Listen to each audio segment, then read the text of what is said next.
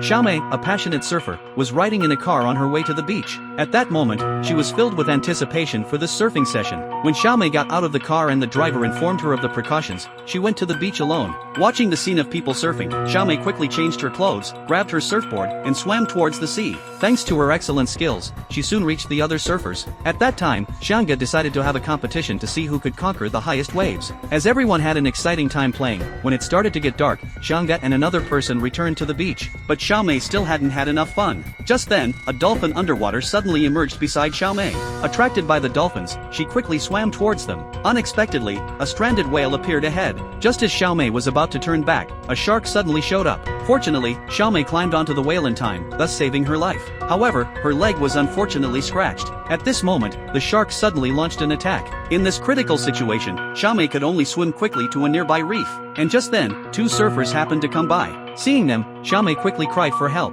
But unexpectedly, the two were bitten to death by the shark as soon as they entered the water. Xiaomei happened to pick up the camera on their heads. So she recorded this encounter and then threw the camera back into the sea, hoping that the waves would carry it to the shore and people would find her in time. As the sea was about to rise with the tide, Xiaomei could only swim to the nearby lighthouse, hoping to avoid the shark's attack in this way. In this urgent moment, Xiaomei quickly pulled out a rusty iron rod and then stabbed it hard into the shark's belly, thus avoiding being killed by the shark. Xiaomei climbed up the lighthouse and quickly got inside. Unexpectedly, the shark, which seemed to have a brainless IQ, started to attack the lighthouse, determined to knock off the 10-meter thick chain and make the woman fall into the sea. Seeing this, Xiaomei quickly took out the flare gun in the lighthouse, ready to fight the shark. But to her surprise, the shark that was hit by the bullet still refused to give up and kept ramming the lighthouse. Xiaomei panicked instantly. But suddenly, she seemed to see something and immediately fired at the sea. The next second, the flare ignited the whale oil on the sea surface, and the shark that couldn't dodge in time was burned by the flames on the spot. She thought she had finally killed the shark, but unexpectedly, the shark leaped out of the water.